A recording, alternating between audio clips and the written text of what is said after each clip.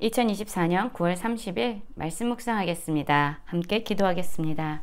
하나님, 우리가 어떠한 상황에서든지 하나님의 말씀을 붙잡고 하나님 보시기에 정직히 행하는 자 되게 하여 주시옵소서. 예수님 이름으로 기도했습니다. 아멘. 오늘의 말씀은 열왕기하 15장 23절부터 38절까지의 말씀입니다. 말씀을 함께 살펴보시기 전에 개인적으로 말씀을 꼭 읽으시고 묵상하는 시간 가지시기 바랍니다. 15장 23절입니다.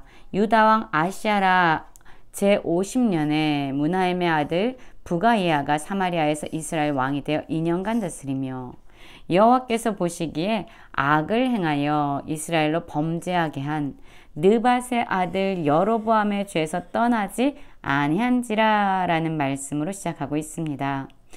유다의 왕 아시아라는 우시아라고도 하지요. 하나님 보시기에 정직히 행하는 왕이었습니다. 반면 북이스라엘은 사마리아에서 부가이아가 왕이 됐지요. 므나헴의 아들이었어요. 오랜 시간을 다스리는 것이 아니라 단 2년간만 이스라엘을 다스립니다. 그런데 이 짧은 2년의 기간 동안 그는 여호와 보시기에 악을 행하는 그러한 왕이었습니다. 특별히 오늘의 말씀은 그가 이스라엘로 범죄하게 한 느밧의 아들 여로보암의 죄에서 떠나지 아니했다라고 말씀해주고 있어요. 오늘은 느밧의 아들 여로보암의 죄, 그 죄가 어떤 것인지 좀 더 살펴보려고 하는데요. 바로 27절에도 동일하게 말씀하고 있는 것은요. 유다왕 아시아라가 제52년에 르마일의 아들 베가가 이스라엘의 왕이 되어 사마리아에서 20년간 다스리며 여호와께서 보시기에 악을 행하여 이스라엘로 범죄하게 한 느밧의 아들 여로보암의 죄에서 떠나지 아니하였다라고 말하고 있어요. 이 베가는요. 부가이아를 죽이고 스스로 왕이 된 이스라엘의 왕이었습니다. 그는 20년간 북이스라엘을 다스렸다라고 말하는데요. 그의 삶 역시 여호와 보시기에 악을 행했고 또한 부가이아와 같이 이스라엘로 범죄하게 한 느밧의 아들 여로보암의 죄에서 떠나지 아니하였다라고 말씀하고 있습니다. 그렇다면 오늘 반복적으로 말씀하는 이 느밧의 아들 여로보암의 죄는 어떠한 죄일까요? 여러분, 여기서 여로보암은 바로 북이스라엘의 첫 번째 왕을 의미합니다. 사실 북이스라엘과 남유다는 원래 하나의 나라였죠. 그런데 솔로몬이 하나님을 떠나 우상을 숭배하고 하나님을 저버리자 하나님께서 10지파를 떼어서 여로보암에게 주시면서 그에게 북이스라엘의 왕으로서 그 땅을 다스리도록 허락해 주십니다. 이 여로보암은 그래서 북이스라엘의 왕이 됐고요. 솔로몬의 왕의 아들 르호보암은 남유다의 왕이 됐어요. 여러분, 하나님께서 이 여로보암을 북이스라엘 왕 첫 번째 왕으로 세우실 때 약속하신 게 있어요. 무엇이냐면요. 만약에 여로보암이 하나님의 말씀에 순종하고 하나님이 보시기에 옳은 길로 행하고 그리고 다윗처럼 하나님 앞에서 순종하며 살아간다면 하나님께서 이 여로보암을 다윗에게 주셨던 그 축복으로 그를 돌볼 것이고 또한 그 자손으로 하여금 견고하게 이스라엘을 다스리도록 허락해 주겠다라고 약속했습니다. 자, 여로보암은 하나님의 약속을 받고 북이스라엘 왕이 된 자였습니다. 그런데 북이스라엘의 왕으로 있을 때에 하나님께 예배드리는 성전은 유다 땅 예루살렘에 있었잖아요. 그래서 백성들이 하나님께 예배하기 위해서 이 북이스라엘의 사람들도 예루살렘으로 많이 내려오고 있는 겁니다. 자, 북이스라엘 다스리는 이 여로보암이 가만히 보니까 북이스라엘의 백성들 역시 남유다로 가서 하나님의 성전에서, 여호와의 성전에서 예배를 하는 겁니다. 그의 마음에 두려움이 찾아온 거예요. 눈에 보여지는 상황을 보자 두려움이 찾아옵니다. 아, 백성들이 이렇게 내려가다가는 나를 버리고 남유다 왕을 따르겠구나. 아, 그러면 이제 내가 단과 베델에 금송아지를 세워놓고 백성들로 하여금 이제 남유다로 내려가지 말고 베델과 단에 있는 금송아지를 섬기면 이것이야말로 하나님께 예배를 드리는 거야 라고 말해야겠다 라고 생각했던 거예요.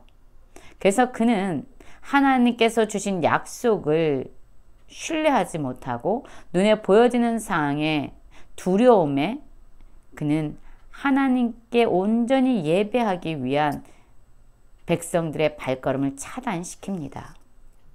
여러분, 이 르호보암의 죄는요, 사실 마음 안에 하나님의 약속을 믿지 못하는 두려움으로부터 시작된 죄입니다. 여러분, 우리도 사실 그럴 때가 많아요. 하나님께 온전히 예배드리고 하나님께 온전히 나의 것을 올려드리고 하나님께 온전히 시간과 내 소유의 일부를 온전히 헌신하여 드리고 예배하면 내가 손해보는 거 아니야? 내가 나중에 어려움에 처하는 거 아니야? 라는 두려움을 우리의 마음 가운데 가질 때가 있습니다. 불안함이죠. 그래서 하나님께 온전히 예배하기보다는 오히려 나의 것들을 잃어버리지 않기 위해서 우리는 다른 방법을 사용하곤 하지요. 바로 여로보암의 죄가 그것입니다. 하나님의 약속을 온전히 믿지 못하자 불안과 두려움에 사로잡혔고 그는 하나님을 온전히 예배하기보다는 타협하는 방식으로 자신의 생각과 자신의 소견에 옳은 대로 우상을 숭배했던 겁니다. 바로 이러한 죄가 북이스라엘의 왕으로 세워지는 자마다 동일하게 저질렀던 죄입니다. 북이스라엘 므나헴의 아들 부가히야나 또한 부가히야를 죽이고 왕위에 오른 베가나 모두 동일하게 불안과 두려움에 휩싸여서 하나님의 약속을 온전히 신뢰하지 못하고 자기 생각대로 자기 방법대로 살아갔던 그러한 왕들입니다.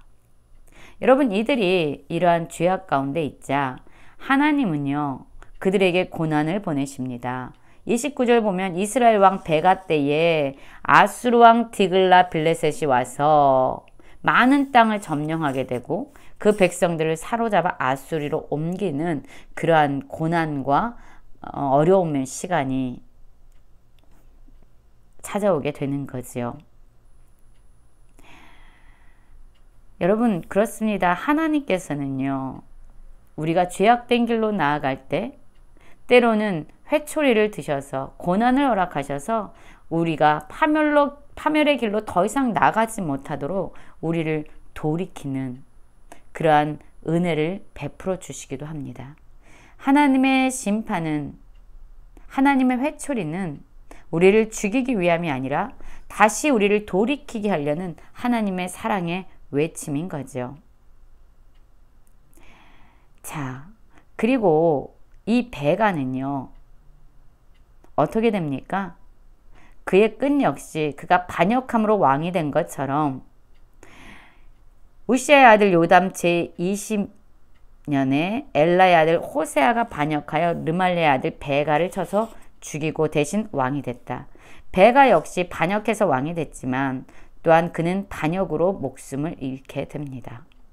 하나님이 보내는 이러한 심판의 메시지를 그는 받아들이지 않았고 끝까지 파멸의 길로 나아갔던 겁니다. 자, 북이스라엘은 이렇게 혼돈에 빠지고 있습니다. 근데 남유다를 한번 볼까요?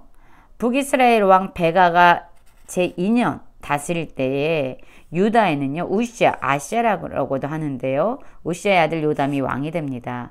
사실 이 우시아는요 나중에 나병에 걸려서 별궁에 살게 되면서 그 아들 요담을 통해서 통치를 합니다. 그런데 이 우시아가 완전히 죽은 이후에 요담은 비로소 정식적으로 왕에 오르게 됩니다. 그 나이가 25세였어요. 그리고 예루살렘에서 16년간 다스렸고요. 그의 어머니는 여루사라 사독의 딸이다 라고 말하고 있습니다. 사독은 제사장의 가문이잖아요. 그 제사장의 가문의 딸이었습니다. 자, 요담은 어떠한 삶을 살았습니까? 그의 아버지 우시아의 모든 행위대로 여호와께서 보시기에 정직 행하였으나 오직 산당을 제거하지 아니하였으므로 백성이 여전히 그 산당에서 제사를 드리며 분향하였더라. 요담이 여호와의 성전의 윗문을 건축하니라. 그렇습니다. 이 요담은요, 남유다의 왕이잖아요. 그 아버지 우시아처럼 하나님 보시기에 정직 행하였다라는 평가를 받고 있습니다. 그리고 그는 성전의 윗문을 건축하는 그런 열심도 보였어요. 그러나 그는 산당을 제거하지 않으므로 백성들이 여전히 산당에서 제사를 드리는 그러한 일들을 허용하게 됩니다. 이러한 여전히 남겨져 있는 우리의 뿌리까지 깊숙이 파고 들어있는 악습을 제거하지 못하는 우리의 모습과 어쩌면 비슷하다고 생각할 수 있습니다. 자, 그러자 하나님께서는 다시금 이 아람 왕 르신과 르마야의 아들 베가, 이스라엘 왕이죠. 그들을 보내서 유다를 치게 합니다. 하나님께서는 끊임없이 메시지를 보내주십니다. 그의 뿌리 속까지 있는 악습조차 제거하라고 그에게 고난을 보내주시죠. 그리고 그 역시 다른 왕들처럼 이제 죽음 가운데 조상들과 함께 장사되고 그 다음에 아하스가 남유다의 왕이 됩니다. 여러분, 우리도 우리 안에 여로보암의 죄는 없는지 돌아보기 원합니다. 하나님의 약속을 온전히 믿지 못해서 내 안에 있는 불안함과 두려움 때문에 하나님을 온전히 예배하지 못한다면 우리 역시 여로보암의 죄에서 떠나지 않는 그러한 삶을 살고 있는 것입니다. 또한 우리의 삶에 고난이 있을 때에 우리의 삶을 돌아보기 원해요. 우리 안에 있는 뿌리 깊은 악습은 없는지, 죄는 없는지 돌아보고 하나님께서 말씀하실 때, 경고하실 때에 우리의 삶을 돌이키는 모든 성도님들 되시길 간절히 기도합니다.